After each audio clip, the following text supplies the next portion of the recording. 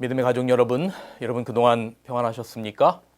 오늘 저는 온라인 전도의 5번째 시간으로 생명의 날, 존재의 날이라고 하는 제목으로 말씀을 드리겠습니다.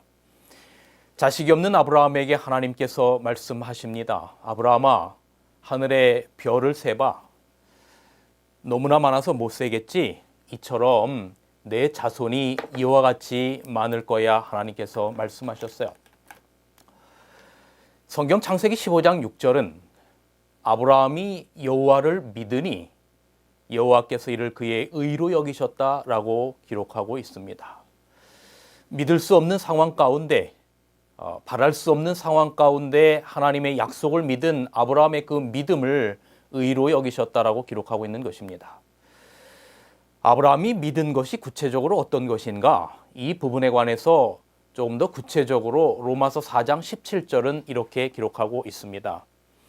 기록된 바 내가 너를 많은 민족에 내는 하나님이고 너는 아브라함에게 말씀하시는 겁니다. 너를 많은 민족의 조상으로 세웠다 하심과 같으니 그의 믿은 바, 다시 말하면 아브라함의 믿은 바, 창세기 15장의 말씀처럼 아브라함이 하나님을 믿으니 그의 믿음을 의로 여기셨다. 그렇다면 구체적으로 무엇을 믿었는가를 설명하고 있는 것입니다. 그의 믿은 바, 아브라함이 믿은 바는 무엇인고 하면 하나님은 죽은 자를 살리시며 없는 것을 있는 것 같이 부르시는 이심을 믿었다 이 말입니다. 아브라함이 하나님을 믿어서 그의 믿음을 의로 여기셨다. 아브라함이 믿었던 것이 구체적으로 무엇이냐? 로마서 4장 17절은 말하기를 죽은 자를 살리시는 하나님이심을 믿었습니다. 여러분, 죽은 자를 살린다는 게 성경적인 용어로 뭡니까? 부활의 하나님을 믿었다라고 하는 것입니다. 그리고 없는 것을 있는 것 같이 부르시는 하나님을 믿었다. 다시 말하면 무에서 유를 창조하시는 분을 믿었다는 거죠. 성경적인 용어로 무에서 유를 있게 하는 걸 뭐라고 말합니까? 바로 창조라고 하는 것입니다. 아브라함이 창조의 하나님을 믿었다는 것입니다. 아브라함이 부활의 하나님, 창조의 하나님을 믿었다는 것입니다. 여러분, 부활과 창조는 전부 다 생명이고 존재와 관련된 이야기인 것입니다. 간단하게 이 아브라함이 믿었던 부활의 하나님에 관련돼서 우리가 잠시 생각해 보겠습니다. 여러분, 창세기 22장은 여러분이 잘 아시는 것처럼 아브라함이 이삭을 바치는 이야기가 기록이 되어 있습니다. 이 창세기 22장의 내용, 여러분이 이미 잘 알고 계시는 내용이지요. 100세의 아브라함이 얻은 그 아들 독자 이삭을 하나님께서 제물로 바치라고 말씀하십니다. 말할 수 없는 고민과 또 고뇌가 있었겠지요. 성경에는 그 자세한 것들을 다 기록하고 있지 않지만 아브라함은 그 고민과 고뇌 속에서 그의 아들과 함께 하나님께서 예비하신 바로 모리아산으로 가게 됩니다. 그리고 그곳에서 아브라함은 하나님의 말씀에 따라서 그 아들을 잡으려고 하는 이야기가 기록되어 있습니다. 손을 내밀어 칼을 잡고 그 아들을 잡으려고 하더니라고 기록하고 있습니다. 여러분, 아브라함이 흉내만 냈을까요? 아니면 진짜 죽이려고 했을까요? 성경은 이미 아브라함이 그의 아들 이삭을 드렸다라고 기록하고 있습니다. 여러분, 여기서 아브라함이 궁금합니다. 그렇다면 하나님께서 나에게 나타나셔서 너의 자손이 하늘의 별처럼 되겠다라고 약속하신 그 약속은 이삭이 죽으면 어찌 되는가? 그 부분에 관해서 히브리서 11장 17절은 이렇게 기록하고 있습니다. 아브라함은 시험을 받을 때에, 다시 말하면 창세기 22장의 시험을 받을 때에 믿음으로 이삭을 드릴까가 아니라 여기 뭐라고 기록하고 있는고 하면 과거형으로 드렸으니라고 기록하고 있는 것입니다. 이미 아브라함은 그의 마음 가운데 이삭을 칼로 찌른 것입니다. 제물로 드린 것입니다. 그는 약속을 받은 자로 돼 그 외아들을 드렸다라고 기록하고 있어요.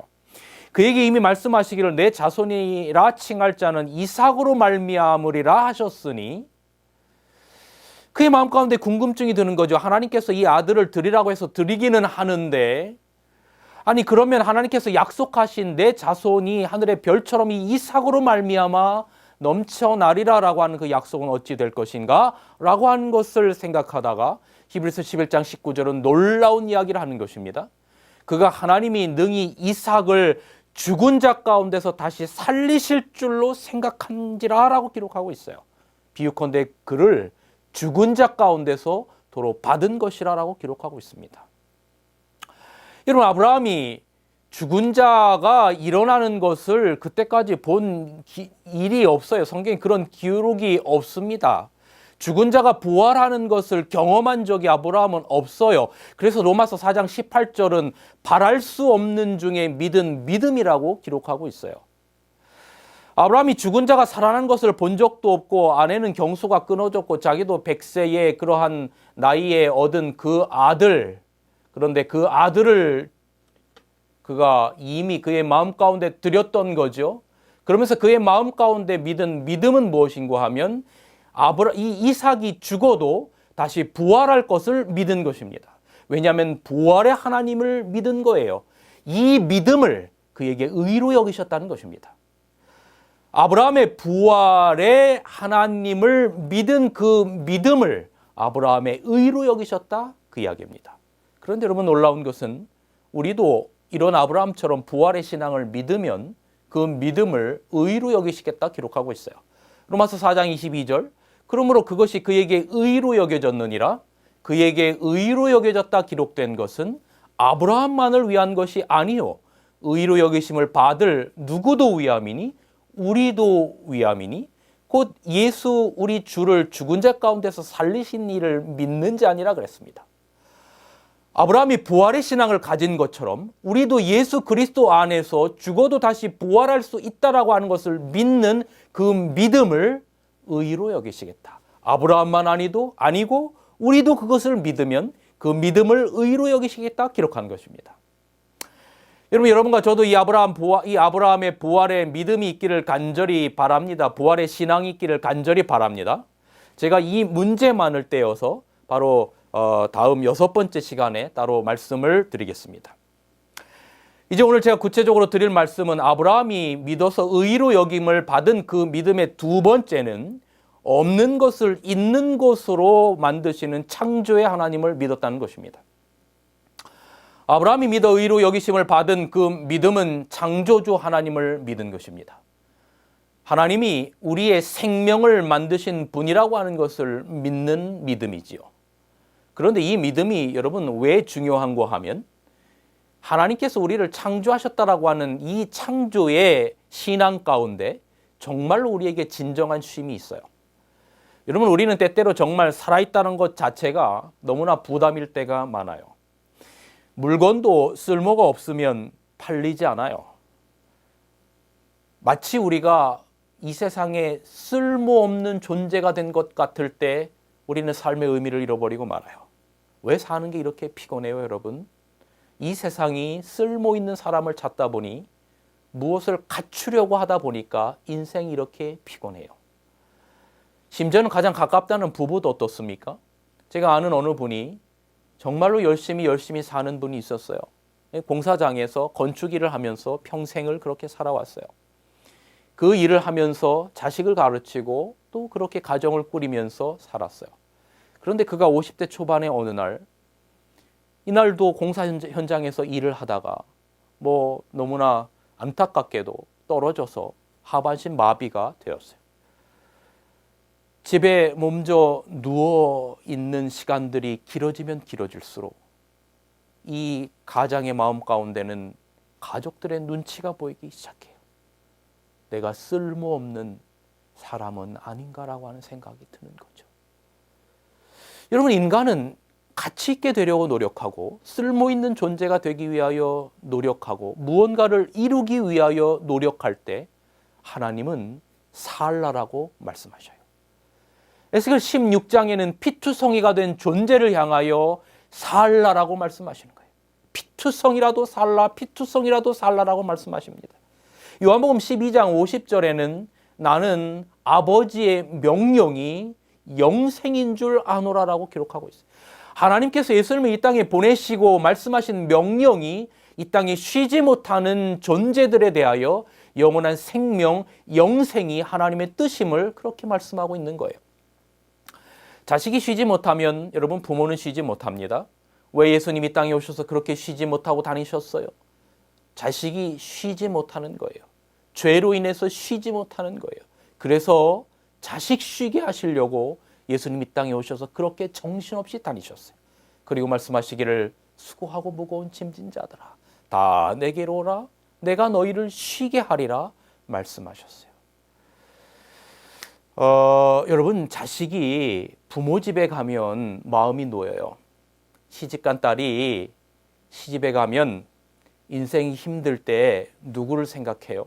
네, 친정엄마를 생각해요. 특별히 딸이 시집 가서 아이 낳을 때 그 인생의 최고의 고통을 느낄 때 그 고통의 순간에 그 고통의 짐을 누구 앞에 내려놓고 싶어요? 친정어머니 앞에 짐을 내려놓고 싶어요. 왜 그래요? 자기를 존재케 한, 자기에게 생명을 준 그 엄마, 그 어머니 앞에서 죽음과도 같은 하늘이 무너지는 산고를 치를 때 그곳에서 쉼을 느끼는 거예요. 그리고 엄마, 내가 엄마 때문에 이 정말 죽을 고생을 하네. 엄마 왜 나를 딸로 낳아서? 근데 엄마는 말하죠. 그래 맞다. 그래 엄마 때문이다. 그리고 딸은 엄마한테 말하는 거예요. 엄마, 나 낳을 때도 이렇게 아팠어. 존재케 한 부모 앞에서 진정한 쉼의 대화가 있고 진정한 평안을 누리는 거예요. 생명의 존재자 앞에서 진정한 쉼이 있는 거예요. 여러분 자기의 존재에 대하여 책임지게 할 분은 존재를 있게 하신 어머니밖에 없어요. 가치 있게 되려는 부담을 내려놓으니 친정어머니 앞에서 삶이 가벼워지는 거예요. 거기에 진정한 안식이 있어요. 생명을 존재케 한 어머니 앞에서 말이죠. 수고하고 무거운 짐진 자들아 다 내게로 오라 내가 너희를 쉬게 하리라. 이렇게 말할 분은 우리를 존재케 하시고 우리에게 생명을 부여하신 하나님밖에 없어요. 내 존재에 관하여 전적으로 있는 그대로 책임을 지실 분은 우리를 창조하신 창조주 하나님 그 한 분밖에 없어요. 아브라함이 하나님이 우리의 그런 창조주라고 하는 것을 믿은 거예요. 그 믿음을 그 아브라함의 의로 여기셨다 그 말입니다. 그런데 여러분 하나님이 우리를 창조하셨다라고 하는 하나님이 우리의 창조주라고 하는 아주 강력한 표시가 성경에 있음을 아십니까? 우리가 사생아가 아니고 우리의 생명을 존재케 한 하나님이 창조주 하나님이 우리에게 계시다라고 하는 강력한 표시가 성경에 있는데 그날이 바로 안식일이에요. 창세기 1장에 하나님께서 천지 창조를 하시지요. 그리고 창세기 2장 1절로 3절에 이렇게 기록하고 있습니다. 천지와 만물이 다 이루니라 하나님이 지으시던 일이 일곱째 날이 이를 때에 마치니 여섯째 날까지 이제 마지막 아담과 하와를 다 창조하시고 이제 하나님이 창조하신 그 모든 일이 일곱째 날이 이를 때에 마치니 그 지으시던 일이 다음으로 일곱째 날에 안식하시니라. 하나님이 일곱째 날을 복주사 그날을 거룩하게, 거룩이라고 하는 아시는 것처럼 여러분이 구별되다라고 하는 거죠. 그날을 구별하고 복주셨으니 이는 하나님이 그 창조하시며 만드시던 모든 일을 마치고 이 날에 안식 쉬셨음이라 라고 기록하고 있습니다. 여러분 저는 안식일을 이렇게 설명하기를 좋아합니다. 마치 제가 어릴 적에 제 고향 시골에서 정말 지금도 제 머릿속에 잊지 못하는 어떤 한 날이 있었는데 그 날은 바로 온 가족들이 다 그 당시에는 자연농원이라고 했죠. 지금 에버랜드에 놀러 가는 날이었어요. 얼마나 기쁘고 행복했는지 그때의 그 즐거움, 그 어릴 적의 그 우리 부모님들과 가족들과 함께 갔던 그 추억이 지금도 제 마음 가운데 남아 있습니다. 제가 아이들을 이제 저희 아이들도 이제 거의 다 성장을 했습니다만 아이들을 키우면서도 그때를 생각하면서 에버랜드를 아주 많이 갔죠. 근데 여러분 한번 우리가 이런 것을 생각해 봅시다. 이제 에버랜드를 그 당시에 자연농원을 이제 아주 빈 공터에서 완전히 빈 농지 산 그런 거 아니었겠습니까? 그런 것들을 다 정리하고 모든 것들을 다 그 안에다가 동물원도 넣고 또 놀이기구도 넣고 꽃밭도 만들고 정말 오랜 시간 동안 다 준비하고 드디어 그 자연농원 에버랜드를 개장하는 날, 저는 이 날이 안식일이라고 하는 생각이 들어요. 그 개장하는 날은 정말로 그때부터 그 안에 있던 모든 것들이 다 가동되는 날이에요. 많은 사람들을 다 초청을 합니다. 그날은 어쩌면 무료로 초청했을지 모르겠어요. 다 초청하고 그렇게 준비했던 모든 것, 무엇을 위하여 준비했습니까? 그곳에 올 사람들을 위하여 준비됐던 모든 것들이 가동돼서 사람들이 가장 큰 기쁨을 누렸던 날, 그 날이 어쩌면 그 자연농원 개장하는 날이었겠죠. 마찬가지로 사람의 모든 것들이 사람을 위하여 준비된 것들이 즐기고 가동되는 날이 안식일이었던 거예요. 여섯째 날까지 하나님께서 아무것도 없던 공허한 땅에 그 하늘에 하나님께서 빛을 창조하시면서 여섯째 날까지 모든 것들을 다 창조하셨어요. 그리고 이 모든 것들을 창조하면 사람을 위함이었어요. 그리고 사람이 드디어 창조되고 이제 제7일 안식일이 되면서 마치 에버랜드가 개장하는 날인 것처럼 아담과 하와는 창조주 하나님의 창조물을 보면서 모든 것들을 만끽하고 즐기고 느꼈던 복되고 구별된 그런 날이었습니다. 하나님의 창조물을 보면 하나님은 참 좋은 분이에요. 이 모든 것들을 아담과 하와를 위해서 만드셨어요. 그리고 안식일은 쉬고 아담과 하와가 태어나 보니 안식일이에요. 그렇죠? 그리고 그가 안식일을 맡기 전까지 일을 한 게 없어요. 그리고 안식일은 그럼에도 불구하고 그들에게 복되고 구별되고 쉼의 날, 거룩한 날, 즐겼던 날, 축제의 날, 이런 날이 안식일이었어요. 창세기 2장 20절 25절에 보면 하나님께서 아담의 옆구리에서 갈빗대 하나를 취하셔서 하와를 만드시죠. 하와의 그 아름다운 모습을 보고 아담이 뭐라고 말하냐면 내 뼈 중에 뼈요 내 살 중에 살이라. 어떤 번역본에는 제가 전에도 그런 말씀을 드렸는데 어디 갔다 이제 왔나 이 사람아 이렇게 번역한 성경도 있는 것을 보았어요. 너무나 감격스러운 날, 바로 이 존재론적인 날, 바로 엿새째 날까지 하나님께서 그렇게 창조하시고 그 기쁨을 만끽할 수 있도록 하나님께서 안식일을 구별하셨던 것입니다. 여러분, 이렇게 맞이한 날이 바로 안식일입니다. 아담과 하와는 둘의 관계와 하나님의 관계와 모든 피조물의 관계 속에서 이 안식일을 어떤 기쁨으로 맞이했냐면 정말로 숨이 넘어가는 기쁨으로 맞이했어요. 너무나 기뻐서 정말로 존재론적인 기쁨을 느낀 그런 날, 바로 그 날이 창조의 기념일 제7째 날 안식일이었습니다. 그런데 여러분, 사단이 이 날을 아주 싫어합니다. 왜요?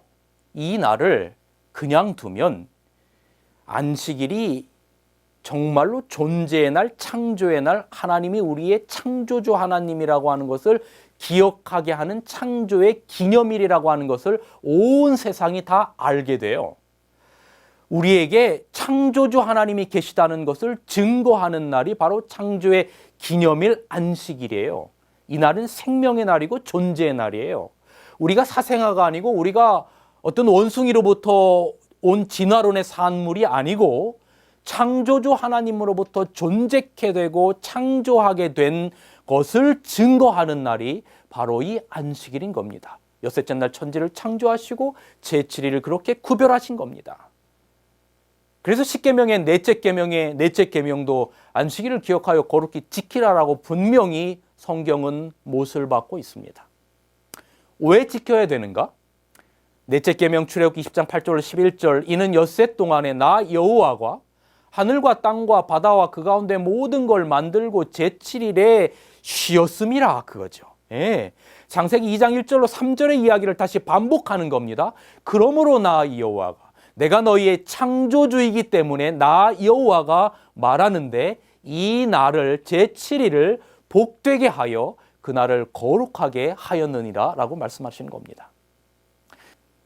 여러분 그런데 이런 특별한 우리에게 창조주 하나님이 계시다라고 하는 바로 그 안식일을 그리고 정말 온 세계가 온 우주가 하나님께서 구별하시고 축복하셨던 바로 이 날을 여러분 사단 마귀가 가만둘 리가 없어요. 사단이 이 날을 그냥 두면 자신이 설 곳이 없게 돼요.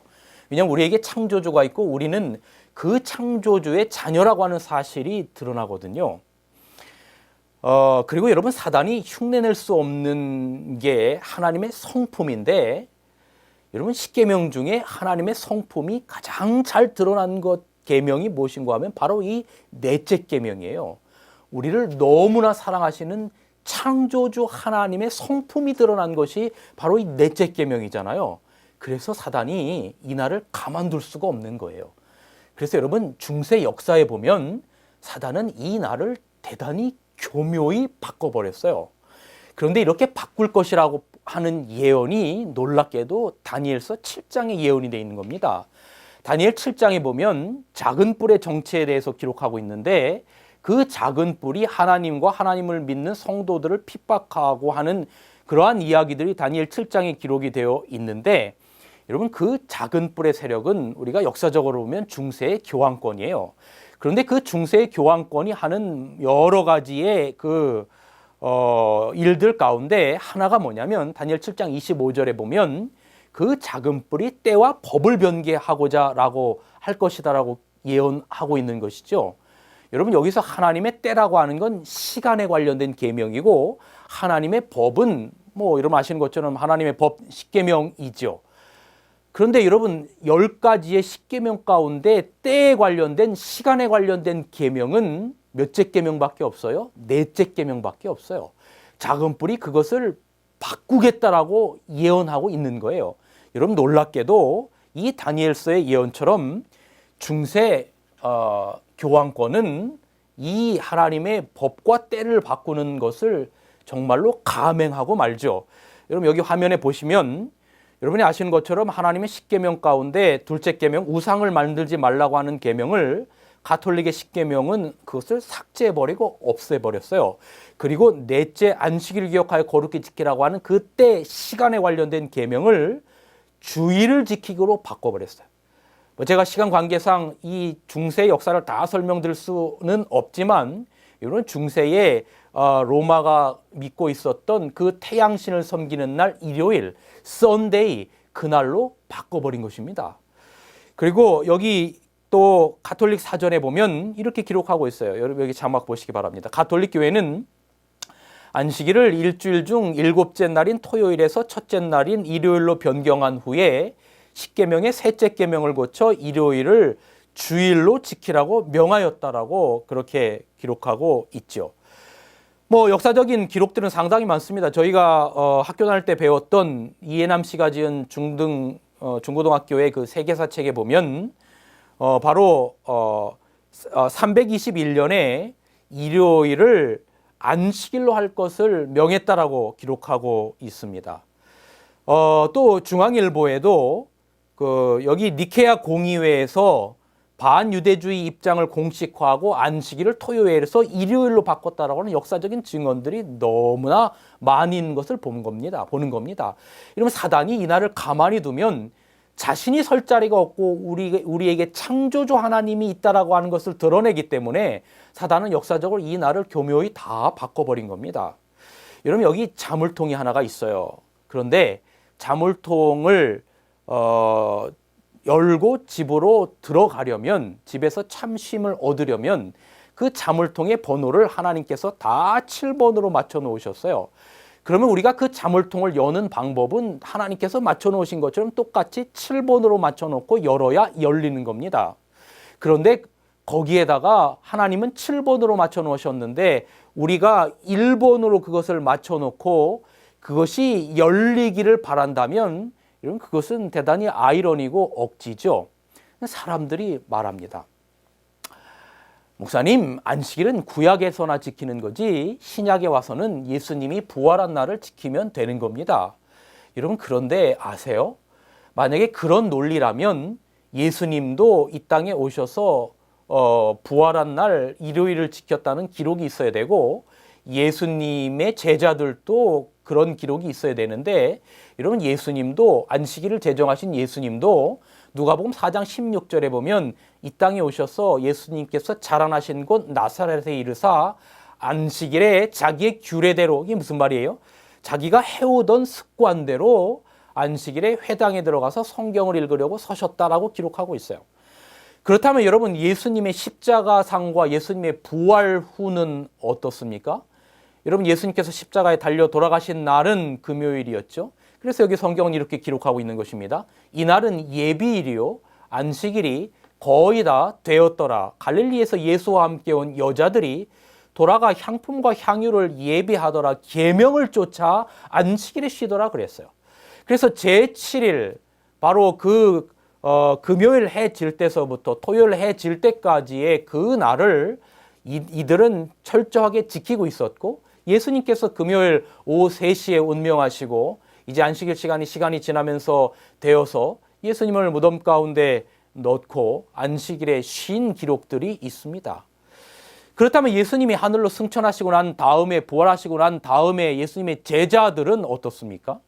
만약에 예수님의 부활 후에는 이제는 안식일을 지킬 필요가 없고 부활한 날을 일요일을 그렇게 지키라고 예수님께서 명하셨다면 예수님의 제자들은 예수님이 하늘로 승천하시고 난 다음에 그렇게 부활한 날 일요일을 정규적으로 예배했다라고 하는 기록이 성경에 있어야 되는데, 이러면 성경은 놀랍게도 사도행전의 수많은 곳에 보면 예수님의 제자들이 여전히 안식일을 기억하여 지키는 모습들을 봅니다. 몇 가지만 보면 사도행전 17장 2절에 바울이 자기의 규례대로 예수님처럼 습관대로 저에게 들어가서 새 안식일에 성경을 가지고 강론하였다라고 기록하고 있어요. 사도행전 18장 4절에도 보면 안식일마다 바울이 회당에서 강론하고 유다인들과 헬라인을 권면하니라라고 기록하고 있는 것입니다. 만일 부활한 날이 일요일이기 때문에 그날을 지켜야 한다면 1년에 한 번만 기념하면 되지, 부활한 날이 일요일이기 때문에 매주 일요일을 예배해야 된다라고 하는 것은 이건 논리적으로 상당히 문제가 있어요. 여러분, 제가 하나 예를 들어보겠습니다.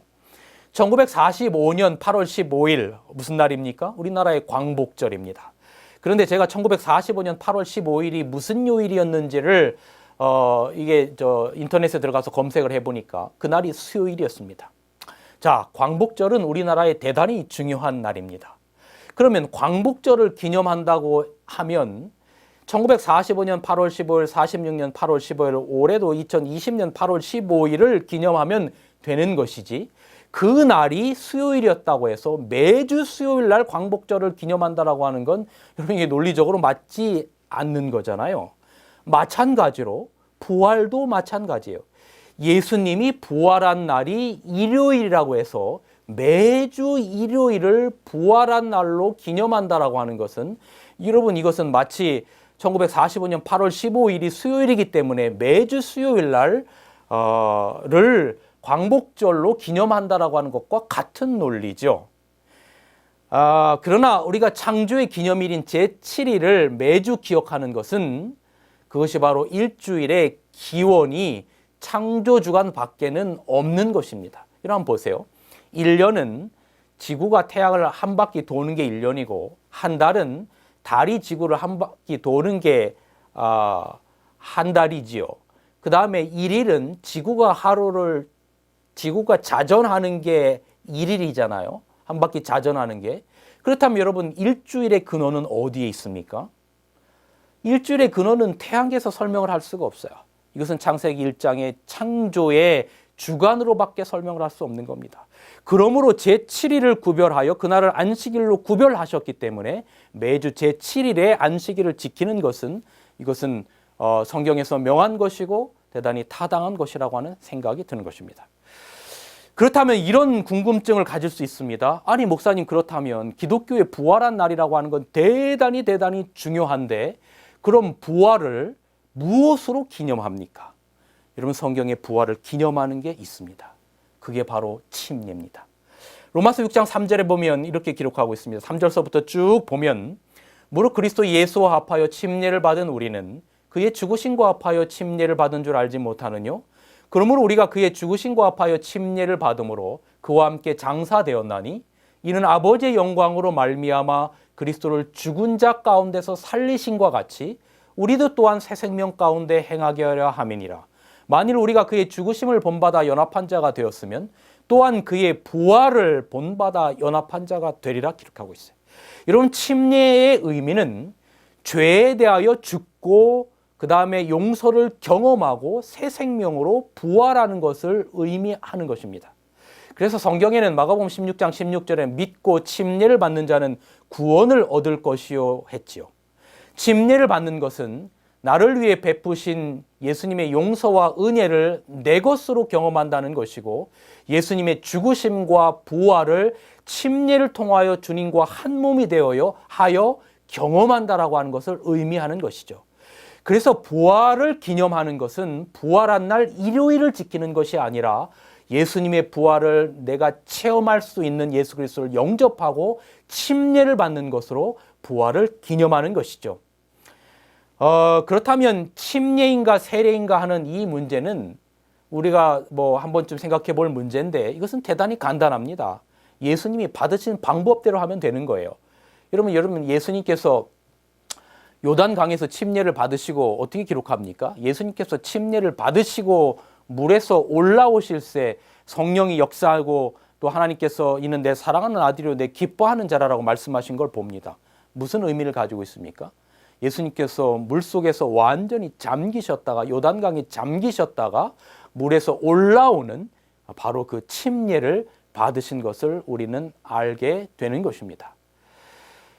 여러분, 저는 이제 마지막으로 그렇다면 우리는 이 창조의 기념일, 생명의 날, 존재의 날, 안식일을 어떻게 지킬 것인가라고 하는 이 질문에 관련돼서 좀 마지막으로 생각을 해보기를 원합니다. 성경 마태복음 12장에는 이렇게 기록하고 있습니다. 예수님께서 한편 손마른 사람이 있는지라, 그리고 예수님께서 병 고치는 안식일에 병 고치는 것이 옳으니라라고 기록하고 있어요. 그러므로 안식일에 선을 행하는 것이 옳다라고 기록하고 있습니다. 여러분, 예수님께서 이 땅에 오셨을 당시에는 안식일이 토요일이냐 일요일이냐 하는 논쟁은 당연히 없었습니다. 왜냐하면 신약의 안식일에 대한 논쟁이 없었던 것은 안식일이 폐하지 않았다라고 하는 증거입니다. 왜냐하면 당연히 그 날은 제7일, 오늘로 말하면 토요일이었기 때문에 그렇습니다. 그래서 지금도 유대인들은 안식일을 금요일 저녁서부터 토요일 해질 때까지를 철저하게 안식일로 지키고 있죠. 다만 유대인들이 안식일을 지키는 것과 우리가 안식일을 지키는 것은 그 의미적인 면에서는 분명히 다르죠. 우리는 안식일을 구원받기 위해서 지키지 않습니다. 안식일을 지킴이 그 지킨다라고 하는 행위 자체가 우리를 구원하는 것은 아닙니다. 우리는 예수님의 십자가의 은혜로 구원받은 그 은혜에 감사해서 주님께서 우리에게 지키라고 하신 날을 기쁨으로 지키는 것입니다. 예수님 당시 안식일이 어떤 요일이냐의 논쟁은 없었지만 그들의 논쟁은 안식일을 어떻게 지킬 것이냐에 대한 논쟁이 있었습니다. 이 당시 사람들은 안식일이 그의 생계를 유지시켜주는 날, 권력을 유지시켜주는 날이었습니다. 그때 예수님이 오셨습니다. 그리고 창조 때의 가장 기쁨과 축제의 날로 안식일을 사람들에게 만들어주려고 하셨습니다. 그런데 유대인들에게는 안식일에 소가 빠지면 돈을 잃으니까 구해주고 사람은 죽어가는데 구원치 않았어요. 왜냐하면 안식일에 온전한 정신은 사라지고 황폐화된 사랑 없는 율법주의의 안식일만 남았기 때문에 그랬습니다. 그래서 예수님은 안식일에 십자가의 정신을 보여주었어요. 안식일은 너희가 쉬는 날이 아니고 다른 사람을 구원해 주면서 내가 마음 가운데 진정한 기쁨과 안식을 누리는 날이라고 말이죠.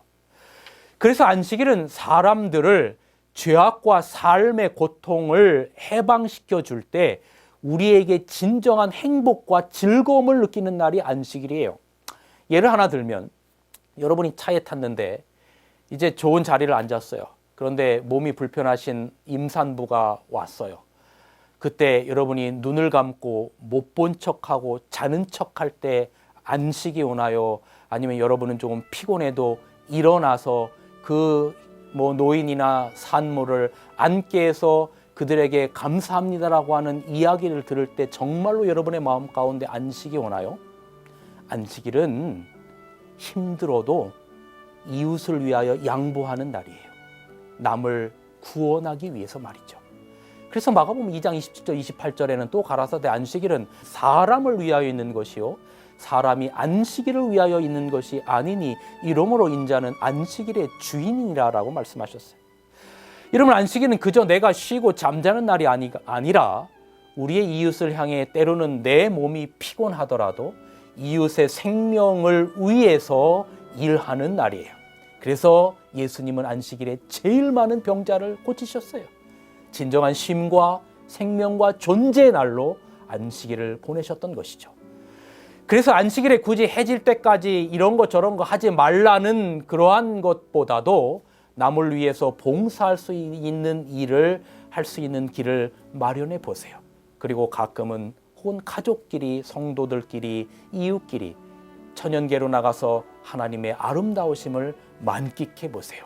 여러분, 매주 돌아오는 안식일이 여러분에게 생명의 날, 행복의 날, 거룩한 날, 치유의 날, 존재의 날이 되시기를 간절히 바랍니다. 그리고 제7일 안식일을 이런 마음으로 주님 오실 때까지 거룩하게 구별하시기를 간절히 바라면서 오늘 말씀을 줄이겠습니다.